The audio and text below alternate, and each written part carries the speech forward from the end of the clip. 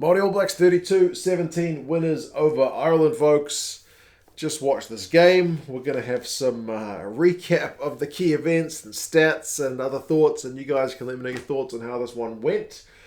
Obviously, that was a pretty good first half from the Māori All Blacks boys. And whilst the Irish guys, I think, did have the better of the second half probably, they were left kind of chasing the game with some not ideal conditions and weren't up for it, unfortunately for them. But yeah, I mean, it was a nice start to the game with the tribute to Shaun, former Māori All Blacks player. His family was out there, passed away last year. So that was a kind of touching tribute. It would have been nice if the crowd was a wee bit better. I know it's a Wednesday night and it's been a pretty miserable cold day with rain.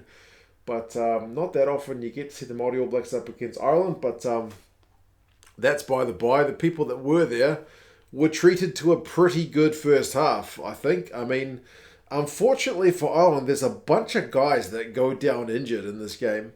The first one was Lochman, who went off for a HIA early. He did come back, surprisingly, because he looked pretty groggy.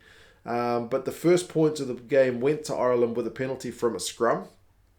But then the Māori All Blacks got one pretty quickly in return at the breakdown. And I feel like the breakdown is one area that the Irish guys, I don't want to say they got used to it, but they kind of got more competitive with the breakdown play as the game went on. Like the Māori All Blacks guys were getting some good return from the breakdown early. First try of the game goes to the Māori All Blacks with Zarn Sullivan. It's about 6 phases. It's some quick play getting over the advantage line, and it's kind of his big kick, his big boot of his that sets the whole thing up anyway. So misconversion means it's 8-3. Lama almost gets one in return immediately, pretty much from the resulting restart. When was it Freud that put a big old kick through? The bounce of it went back Lama's way, had the Māori All Blacks guy at kind of 6s and 7s, but just fingertips to the ball for Lama. Couldn't quite gather it, and that's one of a few chances the Irish guys have that don't end up happening in this game. That's like the first, they get a couple of times held up, but that one was the first. They did get one not long later, though. Aki, that one was the best try of the game from an Irish point of view. I mean, obviously the Coombs one is nice a bit later for a return on some investment from pressure. But Coombs is involved in this one as well. It's a line out. I forget who wins it in the air, but they get it to Coombs, who draws a couple of tackers with that big body of his. Like, you just feel like you need 2 guys to tackle him. They get it to Aki, and he just goes through. And with the wet turf, he's just able to slide over. So Ireland back in front, man. 10 points to 8. It doesn't look like they're going to go down by like a 32-17 scoreline at that point, especially when Josh Ioane misses a penalty. Yeah, the Māori All Blacks then really start to show us some proper entertaining stuff despite the conditions, don't they? 28 minutes, the Irish guys put in a high ball to Zarn Sullivan.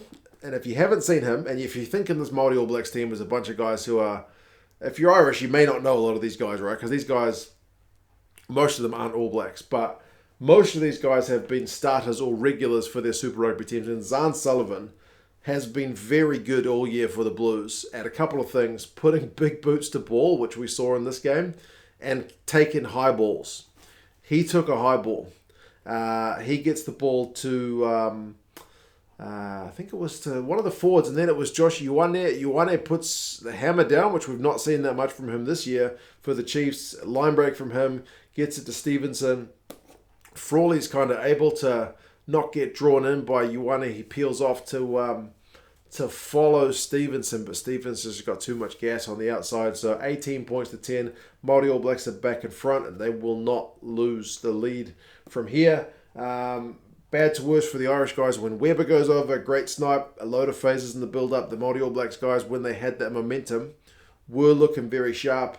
Good at getting over the advantage line, 25 points to 10. And then another one. Sullivan, again with the offload. That was when like Jimmy O'Brien did well to kind of close him down. But even under that kind of pressure, Zarn Sullivan still looked like he had a lot of time. As he's being tackled, he gets the offload away. Stevenson with the line break this time. It's a terrible pass. How on earth this ends up being a try, I don't know, because it's an absolute blow and try. Terrible pass to, I think it's Harmon. to his feet, but he ends up able to gather the ball after a bit of a bobble and then gets it to Cullen Grace, who's able to go over. So they take 32 points into the sheds, the Māori All Blacks, Ireland just the 10.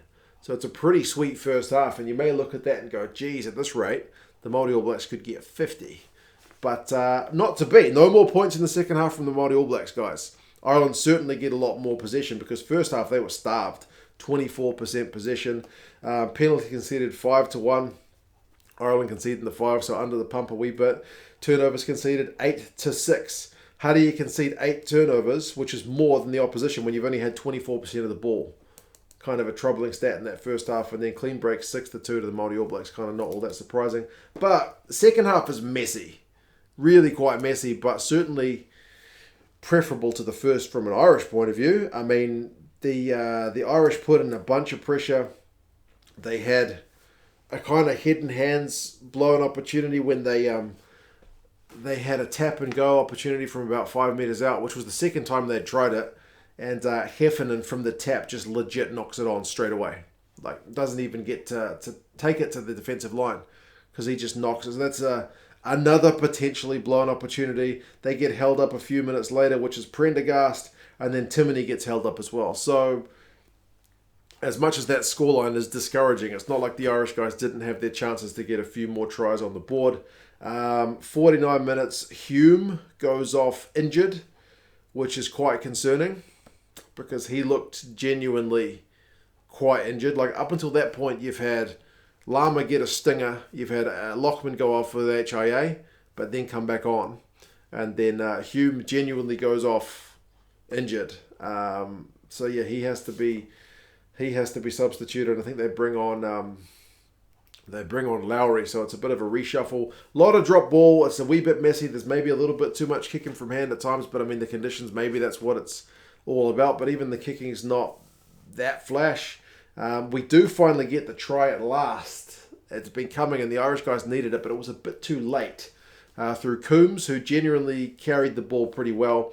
It's about their third attempt at the Māori All Blacks line in that passage of play. 32-17. So that is the final score. They had a few more chances. When they got some genuinely quick phases in about that last 15 minutes, the Irish attack actually looked pretty dangerous. When Casey had some proper quick ball to work with, they looked dangerous. They ended up knocking it on, of course, because that was the nature of that second half. As I said, it was really messy from both sides, but the first half ball, not that they had much when they had it, it was kind of slow stuff and allowed the Māori All Blacks guys to pinch some of it. So, yeah, that is made worse. The knock-on's made worse by the fact that Cian Healy also goes off with a horrendous-looking injury. His leg twisted ways it's not supposed to twist. He goes off on one of those, like, not quite a stretcher, but on the buggy that brings out the stretcher. So I would say he's probably done based on what we've seen. They showed it in slow-mo and it looked horrendous. So I hope he's all right. But anyway, yeah, man. 73 minutes, the Māori All Blacks have a penalty hit the post. Ruben Love missed that one, and they have a drop goal attempt go wide as well. The Irish have a chance towards the end, but Frawley kicks the ball dead. So, yeah, nobody's able to convert. The second half was very much more about opportunities that went begging the ones that were actually finished. It was a knock-on at the finish, which was kind of fitting because, as I said, the second half was a wee bit messy. Stats-wise, Shaun Stevenson cranked up the run meters when he got some ball for the Māori All Blacks boys. He's a genuine just attacking winger. I think I said it in the preview. 116 run meters, 5 defenders beaten. Gets himself a try, helps set up another. Bundyaki also had a pretty sharp time of it when he did get some ball. 45 run meters, 3 defenders beaten. Suafoa, the Lucy, who was one of the kind of lesser named guys in the build-up in terms of like Super Rugby form. 13 carries, very busy. Gavin Coombs, 12. He beats 3 defenders, gets his try. Takes that pretty well, so pleasing stuff from him. Walker-Leawere makes 13 tackles, which is good because his defensive numbers haven't always been that great in Super Rugby. Frawley, on the flip side, makes 20 tackles, but wasn't really kind of able to get that kind of go-forward ball and pull the strings as he would have liked to, because we know he's got that playmaking skill set in him, but maybe the conditions just wasn't their day for that. Certainly a lot more possession for the Irish guys in the second half, but not clinical enough to take any more chances from it. Turnovers conceded a 17-13 in the end, with the Irish guys conceding more. Māori All Blacks did well to break down, won some turnovers. The Irish guys were going down with cramp and whatnot at the end, so yeah, troubling with the injuries to Healy and Hume, and then, as I said, a stinger to Lama. Lockman with the HIA, so it's a bit of a casualty ward, but anyway, 32-17, good win for the Māori All Blacks. Boys, I wouldn't be taking too much of this result into Saturday's game. It's going to be two different teams, so I know it's a pretty disappointing one for the Irish guys, but good experience in the bank for a lot of players, and likewise for these Māori All Blacks guys. A lot of these guys aren't All Blacks, but have been playing some really good Super Rugby form, so it's good to see them kind of step up against a few, quite a few capped, even if it's single-digit capped Irish guys. So, yeah, overall pretty encouraging from that point of view. But, yeah, we'll see how things go on Saturday. Obviously, that's the big dance.